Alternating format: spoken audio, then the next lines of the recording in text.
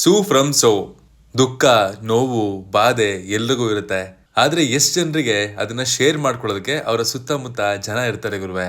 ಆ ನೋವನ್ನ ನುಂಗಿ ನುಂಗಿ ಆ ನೋವನ್ನ ತಮ್ಮೊಳಗೇನೆ ಒಂದು ಭಾಗವನ್ನಾಗಿ ಮಾಡ್ಕೊಂಡ್ಬಿಟ್ಟಿರ್ತೀವಿ. ಈ ಎಲ್ಲ ಆಲೋಚನೆಗಳು ನನಗ್ ಬರ್ತಾ ಇರೋದು ಸೂ ಫ್ರಮ್ ಸೋ ಸಿನಿಮಾವನ್ನ ನೋಡಾದ್ಮೇಲೆ. JP ತುಮಿನಾಡ್ ಅವರು ಡೈರೆಕ್ಟ್ ಮಾಡಿರುವಂತಹ ಈ ಸಿನಿಮಾದಲ್ಲಿ ಅವರೊಡನೆ ಶನಿಲ್ ಗುರು, ಪ್ರಕಾಶ್ ತುಮಿನಾಡು ಇನ್ನು ಮುಂತಾದವರು ಲೀಡ್ ಆಗಿ ಕಾಣಿಸ್ಕೊಂಡಿದ್ದಾರೆ. ಸಿನಿಮಾ ನೋಡಿದ್ ನನಗೆ ಏನೆಲ್ಲ ಇಂಪ್ರೆಸ್ ಮಾಡ್ತು, ಸಿನಿಮಾ ಹೇಗ್ ಮೂಡ್ ಬಂದಿದೆ ಅನ್ನೋದನ್ನೆಲ್ಲ ಈ ರಿವ್ಯೂಲ್ ಹೇಳ್ತೀನಿ, ಬನ್ನಿ ನೋಡ್ಕೊಂಬರೋಣ. ಹಾಯ್ ಎಲ್ರಿಗೂ ನಮಸ್ಕಾರ ಅಂಡ್ ವೆಲ್ಕಮ್ ಟು ಖಡಕ್ ಸಿನಿಮಾ. ಒಂದು ಸ್ಪೆಷಲ್ ವಿಚಾರ ಈ ಸಿನಿಮಾದ ಬಗ್ಗೆ ನನಗನ್ಸಿದ್ದು, ನಾನಿಲ್ಲಿ ಯಾರನ್ನೂ ಮುಖ್ಯ ಪಾತ್ರಧಾರಿ ಅನ್ಕೊಳ್ಳೋದಕ್ಕೆ ಆಗೋದೇ ಇಲ್ಲ. ಕಥೆಯಲ್ಲಿ ಪ್ರತಿ ಪಾತ್ರಕ್ಕೂ ತನ್ನದೇ ಆದಂತಹ ಇಂಪಾರ್ಟೆನ್ಸ್ ಇದೆ. ಇನ್ಫ್ಯಾಕ್ಟ್ ಇಲ್ಲಿ ಇವರು ಹೇಳ್ಬೇಕು ಅಂತ ಅನ್ಕೊಂಡಿರುವಂತಹ ಕಥೆನೆ ಸಿನಿಮಾದ ಹೀರೋ. ಇಲ್ಲಿ ಒಂದು ಊರಿದೆ. ಆ ಊರಿನಲ್ಲಿ ಅಶೋಕ ಅನ್ನುವಂತಹ ಯುವಕನ ಮೇಲೆ ಪ್ರೇತ ಹತ್ತಿ ಕೂತಿದೆ. ಅಂಡ್ ಆ ಊರಿನವರು ಈ ಪ್ರೇತವನ್ನ ಅವನ ಮೇಲಿಂದ ಬಿಡಿಸೋದಕ್ಕೆ ಏನೆಲ್ಲ ಮಾಡಿದ್ರು, ಆ ಊರಿನಲ್ಲಿ ಏನೆಲ್ಲ ವಿಚಿತ್ರ ಘಟನೆಗಳು ನಡೀತು, ಅಷ್ಟಕ್ಕೂ ಯಾರೀ ಸುಲೋಚನಾ, ಅಶೋಕನ ಜೊತೆಗೆ ಅವಳ ಸಂಬಂಧ ಆದ್ರೂ ಏನು, ಅಂಡ್ ಈ ಸಿನಿಮಾದ ನಿರ್ದೇಶಕರು ಪ್ರೇಕ್ಷಕರಿಗೆ ಏನನ್ನ ಕನ್ವೆ ಮಾಡಬೇಕು ಅಂತ ಅನ್ಕೊಂಡಿದ್ದಾರೆ ಅನ್ನೋದೇ ಈ ಸಿನಿಮಾದ ಪ್ಲಾಟ್. ಇದನ್ನ ನೀವು ಟ್ರೈಲರ್ ನೋಡಿದಾಗ್ಲೂ ಗೊತ್ತಾಗಿರುತ್ತೆ. ಒಂದು ಸಿನಿಮಾನ ಥಿಯೇಟರ್ ನಲ್ಲಿ ನೋಡಿ ಅದು ಇಷ್ಟೊಂದು ನಕ್ಕಿದ್ದು ರೀಸೆಂಟ್ ಟೈಮ್ಸ್ ಅಲ್ಲಿ ನನಗಂತೂ ನೆನಪೇ ಇಲ್ಲ ಗುರುವೆ. ಇಷ್ಟು ಆರ್ಗ್ಯಾನಿಕ್ ಆಗಿ ಯಾವುದೇ ಡಬಲ್ ಮೀನಿಂಗ್ ಜೋಕ್ ಇಲ್ಲದೆ ಆಡಿಯನ್ಸ್ ನ ಹೇಗೆ ನಗಿಸಬಹುದು ಅಂತ ಈ ಸಿನಿಮಾ ತೋರಿಸ್ಕೊಟ್ಟಿದೆ. ಆಸ್ಪೈರಿಂಗ್ ಫಿಲ್ಮ್ ಮೇಕರ್ಸ್ಗೂ ಒಂದು ಸ್ಟ್ಯಾಂಡರ್ಡ್ ಅನ್ನ ಸೆಟ್ ಮಾಡಿ ಈ ತರ ಸಿನಿಮಾ ಮಾಡಿದ್ರೆ ಜನ ಯಾಕೆ ಬರಲ್ಲ, ಜನ ಯಾಕೆ ನಗಲ್ಲ ಅಂತ ತೋರಿಸ್ಕೊಟ್ಟಿದೆ ಅಂದ್ರೆ ತಪ್ಪಾಗಲ್ಲ. ನಗುವಲ್ಲಿ ಒಂದಷ್ಟು ಲೆವೆಲ್ ಇರುತ್ತೆ.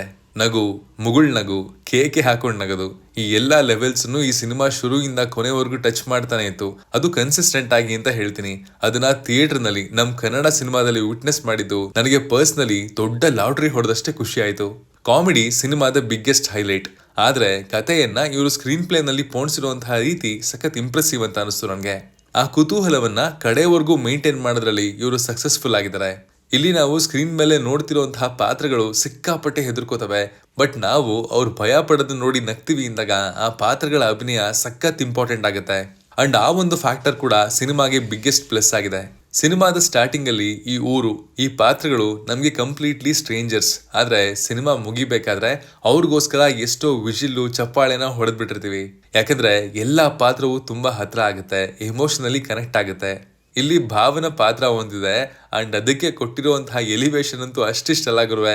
ನಿರೀಕ್ಷೆನೆ ಮಾಡದೇ ಇರುವಂತಹ ಮೂವ್ ಅಂತ ಹೇಳ್ಬೇಕು. ಯೂಶಲಿ ಹೀರೋಗೆ BGM ಎಲಿವೇಶನ್ಸ್ ಅಂತ ಇರುತ್ತೆ, ಬಟ್ ಇಲ್ಲಿ ಆ ತರ ಇಲ್ಲ. ನಾವ್ ಏನ್ ಅನ್ಕೊಂಡಿರ್ತೀವೋ ಅದಾಗದೇ ಇಲ್ಲ ಕೊನೆವರೆಗೂ. ಅಲ್ಲಲ್ಲಿ ಬೆಚ್ಚುವಂತಹ ಹಾರರ್ ಎಲಿಮೆಂಟ್ಸ್ಗಳು ಇದಾವೆ, ಬಟ್ ಅವು ಎಷ್ಟು ಬೆಚ್ಚಿಸ್ತವೋ ಅಷ್ಟೇ ನಗಿಸ್ತವೆ ಕೂಡ. ಶನಿಲ್ ಗುರು, JP ತುಮಿನಾಡು, ಪ್ರಕಾಶ್ ತುಮಿನಾಡು ಇವರೆಲ್ಲರೂ ಈ ಪಾತ್ರವನ್ನ ಅಭಿನಯಿಸಿದ್ದಾರೆ ಅಂತ ಎಲ್ಲೂ ಅನ್ಸದೇ ಇಲ್ಲ. ಅವರು ಆ ಪಾತ್ರಗಳಾಗಿ ಉಳ್ಕೊಂಡ್ಬಿಟ್ಟಿದ್ದಾರೆ.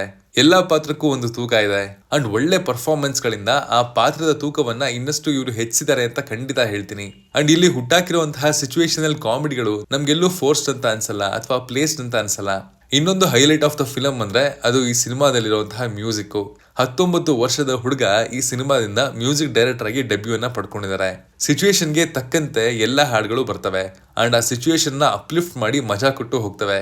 ನಾವ್ ಯಾವ್ದನ್ನು ವಾಪಸ್ ಯೂಟ್ಯೂಬ್ ಅಲ್ಲಿ ಹುಡುಕಿ ಕೇಳದೆ ಇರ್ಬೋದು, ಬಟ್ ಆ ಸಾಹಿತ್ಯ, ಆ ಕಂಪೋಸಿಷನ್ ಅಂಡ್ ಎಲ್ಲದಕ್ಕಿಂತ ಹೆಚ್ಚಾಗಿ ಅದು ಬರುವಂತಹ ಟೈಮಿಂಗು ಎಲ್ಲವೂ ಸಖತ್ತಾಗಿತ್ತು. BGM ಅಂತೂ ಸಖತ್ ಇಂಪ್ರೆಸಿವ್ ಅಂತ ಅನಿಸ್ತು. ಈ ಮ್ಯೂಸಿಕ್ ಡೈರೆಕ್ಟರ್ಗೆ ಮುಂದೆ ಒಳ್ಳೊಳ್ಳೆ ಅವಕಾಶಗಳು ಕಾದ್ಕೊಂಡಿದೆ. ಅಂಡ್ ಆಫ್ ಕೋರ್ಸ್ ಡ್ಯಾಂಗ್ ಸಾಂಗ್ ಬಗ್ಗೆ ಮಾತಾಡೋ ಹಾಗೆ ಇಲ್ಲ. ಅದು ಥಿಯೇಟರ್ ಅಲ್ಲಿ ಆ ಸೌಂಡ್ ಎಫೆಕ್ಟ್ಸ್ ಮಧ್ಯೆ ಒಳ್ಳೆ ಮಜಾ ಕೊಡ್ತು ನನಗಂತೂ. ಇನ್ನು ಡೆಬ್ಯೂಟೆಂಟ್ ಡೈರೆಕ್ಟರ್ JP ತುಮಿನಾಡು ಅವರ ಡೈರೆಕ್ಷನ್ ಸಿಕ್ಕಾಪಟ್ಟೆ ಚೆನ್ನಾಗಿದೆ. ಮೊದಲನೇ ಸಿನಿಮಾ ಅಂತ ಎಲ್ಲೂ ಅನ್ಸಲ್ಲ. ಅಷ್ಟು ಎಫಿಷಿಯೆಂಟ್ ಆಗಿ ಡೈರೆಕ್ಟ್ ಮಾಡೋದಲ್ಲದೆ ಆಕ್ಟ್ ಕೂಡ ಮಾಡಿದ್ದಾರೆ. ಕ್ಲೈಮ್ಯಾಕ್ಸ್ ಅಲ್ಲಿ ಅವರ ಪಾತ್ರದ ಪರ್ಫಾರ್ಮೆನ್ಸ್ ತುಂಬಾನೇ ಚೆನ್ನಾಗಿದೆ. ಇಂಥ ಸಬ್ಜೆಕ್ಟ್ ಗಳಿಗೆ ಹಣ ಹೂಡೋದು ಮತ್ತೆ ಆ ಸಿನಿಮಾನ ಪ್ರಮೋಟ್ ಮಾಡೋದಕ್ಕೆ ತನ್ನ ಕೈಯಲ್ಲಿ ಏನೆಲ್ಲ ಆಗುತ್ತೆ ಅವೆಲ್ಲವನ್ನ ಮಾಡೋದು, ಇವಿಷ್ಟು ಮಾಡಿರುವಂತಹ ರಾಜ್ ಬಿ ಶೆಟ್ಟಿ ಅವ್ರಿಗೆ ಒಂದು ದೊಡ್ಡ ಅಪ್ಲಾಸ್ ಬರಲೇಬೇಕು. ಒಂದು ಒಳ್ಳೆ ಕಾಸ್ಗೆ ಅಥವಾ ಒಂದು ಒಳ್ಳೆ ಸಿನಿಮಾಗೆ ಈಗಾಗಲೇ ಹೆಸರು ಮಾಡಿರೋರು ನಿಂತ್ಕೊಳ್ಳೋದಿದೆಯಲ್ಲ, ಅದು ತುಂಬಾ ಮುಖ್ಯ ಆಗುತ್ತೆ. ಒಬ್ರಿಗೆ ಒಬ್ರು ಹೆಗಲಾಗಿ ನಿಲ್ಲೋದು ನಮ್ಮ ಇಂಡಸ್ಟ್ರಿಯನ್ನ ಸಾಕಷ್ಟು ಮುಂದೆ ಕರ್ಕೊಂಡು ಹೋಗುತ್ತೆ. ಈ ಒಂದು ಪ್ರಯತ್ನ ನೋಡಿ ನಂಗೆ ರಾಜ್ ಬಿ ಅವರ ಮೇಲೆ ಗೌರವ ಇನ್ನೂ ಹೆಚ್ಚಾಗಿದೆ. ಇಲ್ಲಿ ನೆಗೆಟಿವ್ಸ್ ಅಂತ ಏನು ಅನ್ನಿಸ್ತಿಲ್ಲ. ಫೋರ್ಸ್ಫುಲಿ ಹುಡುಕೋದಕ್ಕೆ ಹೋದ್ರು ಅಂತ ಲೂಸ್ ಆಸ್ಪೆಕ್ಟ್ಸ್ ಗಳು ನನಗೆ ಸಿಗ್ಲಿಲ್ಲ. ಎಲ್ಲವನ್ನ ಒಳ್ಳೆ ಪ್ಯಾಕೇಜ್ ಆಗಿ ಬಂಡ್ಲು ಮಾಡಿ ಪ್ರತಿಯೊಂದು ಆಸ್ಪೆಕ್ಟ್ಸ್ ಮೇಲೂ ಗಮನ ಹರಿಸಿ ಇದು ಹೀಗೆ ಮಾಡಿದ್ರೆ ಚೆನ್ನಾಗಿರುತ್ತೆ ಅಂತ ಪ್ಲಾನ್ ಮಾಡಿದ್ದಾರೆ ಅಂಡ್ ಅಷ್ಟೇ ಚೆನ್ನಾಗಿ ಎಕ್ಸಿಕ್ಯೂಟ್ ಕೂಡ ಮಾಡಿದ್ದಾರೆ. ಅಂಡ್ ಸಿನಿಮಾದಲ್ಲಿ ನಿಮ್ಮೆಲ್ರಿಗೂ ಓ ಅನ್ಸೋ ಹಾಗೆ ಒಂದು ಸರ್ಪ್ರೈಸಿಂಗ್ ಎಲಿಮೆಂಟ್ ಕೂಡ ಇದೆ. ಅದನ್ನ ನೀವು ಥಿಯೇಟರ್ ನಲ್ಲೇ ವಿಟ್ನೆಸ್ ಮಾಡಬೇಕು, ಆಗ್ಲೇ ಅದಕ್ಕೊಂದು ಮಜಾ. ಸೊ ಖಡಕ್ ಆಗಿ ಹೇಳೋದಾದ್ರೆ it was a great watch. ನಗಿಸ್ತಾ ನಗಿಸ್ತಾನೆ ಒಂದು ಸಂದೇಶ ಕೊಟ್ಟಿದ್ದಾರೆ. ಅದು ಮೇಲ್ನೋಟಕ್ಕೆ ಕಾಮಿಡಿ ಸಿನಿಮಾ ಅಂತ ಅನ್ಸಿದ್ರು ಒಳಗಡೆ ತುಂಬಾನೇ ಮೆಟಫರಿಕಲಿ ಒಂದಷ್ಟು ವಿಷಯಗಳನ್ನ ಹೇಳಿದ್ದಾರೆ. ಹೇಳ್ಕೊಳಕ್ಕೆ ಕೇಳೋಕೆ ಯಾರು ಇಲ್ದೇ ಇರೋರ್ಗೆ ಸಂಬಂಧ ಅನ್ನೋದು ಎಷ್ಟು ಮುಖ್ಯ, ಒಂದು ಹೆಣ್ಣನ್ನ ನೋಡುವಂತಹ ದೃಷ್ಟಿಕೋನಗಳು, ದೆವ್ವ ಅಂದ ತಕ್ಷಣ ಹುಟ್ಟುವಂತಹ ಮೂಢನಂಬಿಕೆಗಳು, ಏಕತೆ ಭಾವೈಕ್ಯತೆ, ಇದೆಲ್ಲದರ ಮೇಲೆ ಸಿನಿಮಾ ನಗಿಸ್ತಾನೆ ತುಂಬಾ ಮಾತಾಡುತ್ತೆ. ಕುಟುಂಬ ಸಹಿತ ಕೂತು ಸಿಕ್ಕಾಪಟ್ಟೆ ನಗುವಂತಹ ಸಿನಿಮಾ ನಮ್ಮಲ್ಲೂ ಬಂದಿದೆ, ಖಂಡಿತ ಮಿಸ್ ಮಾಡ್ಕೋಬೇಡಿ. ಎಕ್ಕಾ ಜೂನಿಯರ್ ಥಿಯೇಟರ್ಗಳಲ್ಲಿ ಚೆನ್ನಾಗಿ ಪರ್ಫಾರ್ಮ್ ಮಾಡ್ತಾ ಇದೆ. ಸೂ ಫ್ರಮ್ ಸೋ ಕೂಡ ಜನರನ್ನ ವಾಪಸ್ ಥಿಯೇಟರ್ಗೆ ಎಳ್ಕೊಂಡ್ಬರುವಂತಹ ಸಿನಿಮಾ ಆಗತ್ತೆ ಅಂತ ನಾನು ಆಶಿಸ್ತೀನಿ. ಇದಾಗಿತ್ತು ಸೂ ಫ್ರಮ್ ಸೋ ಸಿನಿಮಾದ ರಿವ್ಯೂ. ನೀವೇನಾದ್ರೂ ಸಿನಿಮಾ ನೋಡಿದ್ರೆ ನಿಮ್ಮ ಎಕ್ಸ್ಪೀರಿಯನ್ಸ್ ಹೇಗಿತ್ತು ಅನ್ನೋದನ್ನ ಕಮೆಂಟ್ ಮಾಡಿ ತಿಳಿಸಿ. ಅದು ನೋಡೋದಕ್ಕೆ ನಾನು ವೆಯ್ಟ್ ಮಾಡ್ತಾ ಇರ್ತೀನಿ. Signing off, Manu.